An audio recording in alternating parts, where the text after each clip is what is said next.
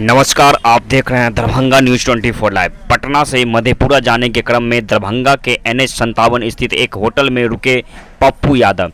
इसके बाद प्रेस को संबोधित करते हुए जाप सुप्रीमो पप्पू यादव ने कहा कि पत्रकार के ऊपर इस तरह की जानलेवा हमला निंदनीय घटना है। आइए इस खबर के माध्यम से सुनते हैं कि जाप सुप्रीमो पप्पू यादव ने इस प्रेस वार्ता में क्या कुछ कहा।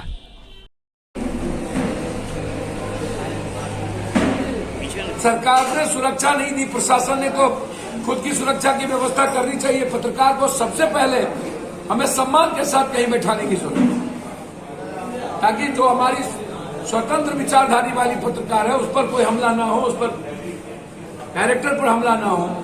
लेकिन उसके बाद जो थाना प्रभारी के द्वारा घटना घटित हुई, ये जितनी आलोचना की जाए गलत है। उसकी शिकायत डीआईजी तक आप लोग को करनी चाहिए, हम उस पर बात करेंगे।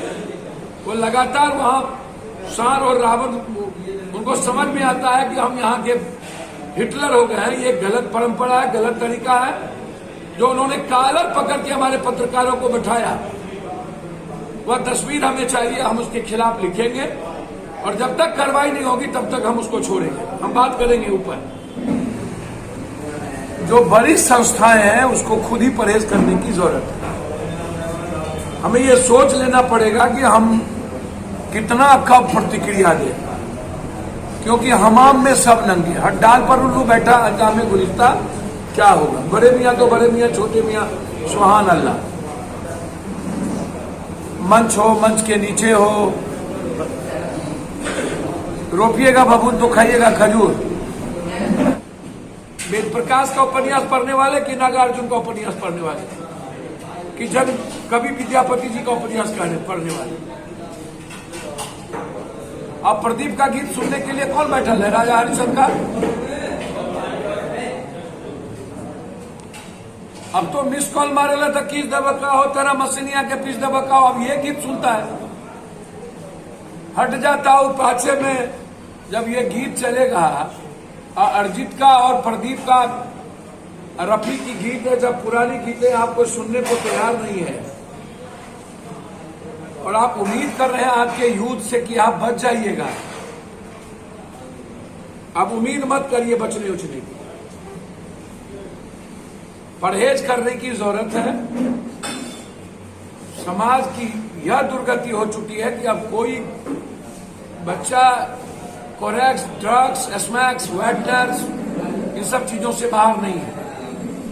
और इन बातों को सरकार को समझनी होगी कि हम शराब की बात करते हैं, हम उसकी पॉलिसी को चेंज नहीं कर पाते। जो घटना उस दिन घटित एक पत्रकार के यहाँ जो हुई, या उसी का नतीजा है। उसके बाद नहीं, ये अलग बात है कि उस पर वहां पुलिस की सुरक्षा नहीं थी, वहां सुरक्षा होनी चाहिए थी। उसके बाद जो थाना प्रभारी का जो वहां की कौन सत्यप्रकाश झा का जो आउटपुट है, जो उसका चेहरा है, वो अपने को तोप खान समझते हैं। सत्यप्रकाश झा चाहे वो कोई आंदोलनकारी हो, उस पर भी वो छात्र, किसी भी कोई भी छात्र को धमकी देता है और केस FIR लॉन्च कर देता है। पत्रकार को बंद कर देना, स्मैकिया ने मारा या स्मैकिया ने धक्का दे दिया, हमको उस बात का दुख नहीं है। गोबर पर घी डालने से या शुगर के गूं पर बात करने की जरूरत नहीं है। गोबर पर जितना घी फेंकाना पर आप पत्थर मारिएगा तो अपने छिटकेगा। इसलिए उन गंदे आदमी की चर्चा की बेकार की बात। ऐसे लोगों को बहिष्कृत करने की जरूरत है। और मैं समझता हूं कि बैजू झा जी ने ऐसे लोगों के खिलाफ निंदा ही किया होगा और जिस पर घटना घटी होगी गए होंगे।